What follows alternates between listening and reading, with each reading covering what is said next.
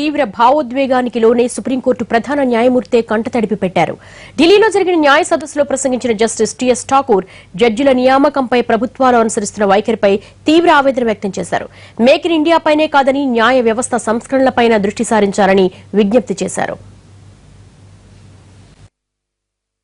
ప్రధాని మోడీ అధ్యక్షతన న్యాయ వ్యవస్థపై ఢిల్లీలో జరిగిన జాతీయ సదస్సుకు వివిధ రాష్ట్రాల ముఖ్యమంత్రులు, సుప్రీంకోర్టు, హైకోర్టు ప్రధాన న్యాయమూర్తులు హాజరయ్యారు.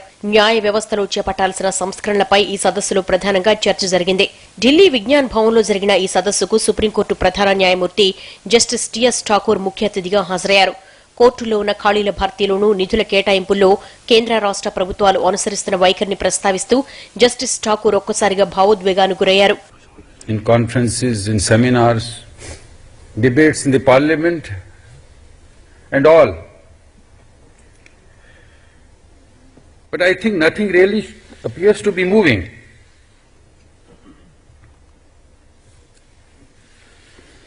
The central government says, yes, we commit ourselves, but it is the state government's responsibility.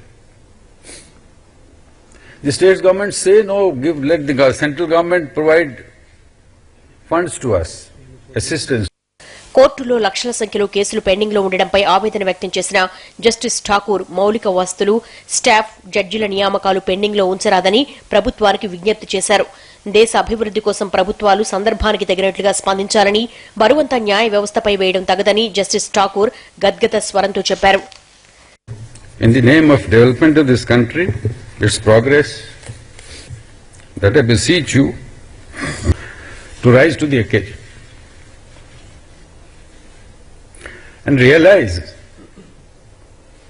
that it is not enough to criticize. Justice Thakur వ్యాఖ్యలకు స్పందించిన ప్రధాని నరేంద్ర మోడీ న్యాయమూర్తుల భర్తీపై హామీ ఇచ్చారు. న్యాయ వ్యవస్థ పట్ల తమ ప్రభుత్వం సీరియస్ గా దృష్టి సారించిందని, వీలైనంత త్వరలో సమస్యను పరిష్కరిస్తామని చెప్పారు. वरना क्या होता है, जिसको कोई काम रोकना है तो 200 साल पुराने कानून दिखा देता है कि देखिए ऐसा कानून था इसलिए तुम्हारा ये नहीं होगा, तो फिर वो कोर्ट में जाता है. तो ऐसी चीजें व्यवस्थाओं में काफी अड़चनें कर रही हैं. सफाई चल रही है धीरे धीरे. मैं समझता हूँ जितना समय मुझे मिला है उस समय का भरपूर प्रयास हम करेंगे. న్యాయ వ్యవస్థలో సమస్యల పరిష్కారంగా ప్రధాన చర్చ జరిగిందన్నారు ఏపీ సీఎం చంద్రబాబు. కేసుల సత్వర పరిష్కారానికి చర్యలు తీసుకోవాలని నిర్ణయించినట్లుగా తెలిపారు. త్వరలో ఏపీకి హైకోర్టు వస్తుందని, విభిన్న రీతిలో నిర్మాణం చేస్తామన్నారు బాబు. కోర్టు ఇన్ఫ్రాస్ట్రక్చర్ కూడా ఇంకా ఎక్కువ పెద్ద ఎత్తున బిల్డప్ చేయాలని కూడా చేయడం జరిగింది. మార్నింగ్ ఆయన ఏదైతే స్పీచ్ లో చెప్పారో అవన్నీ కూడా ఒక 7-8 పాయింట్స్ తీసుకొని ఒక యాక్షన్ ప్లాన్ తయారు చేశారు. కన్సెన్సస్ తో అటు హైకోర్టు కానీ ఇటు చీఫ్ మినిస్టర్ కానీ ఇద్దరు సహకరించి ఏ విధంగా పరిష్కారం చేయాలో దానికోసం ముందు విధంగా చెప్పారు. ఇది ఒక శుభ పరిణామం. అదే కాకుండా కొత్త హైకోర్టు వస్తుంది. ఆ హైకోర్టు కూడా ఒక నూతనమైన హైకోర్టుని ఎస్టాబ్లిష్ చేసుకోవాలి. అది కూడా డిస్కస్ చేయడం.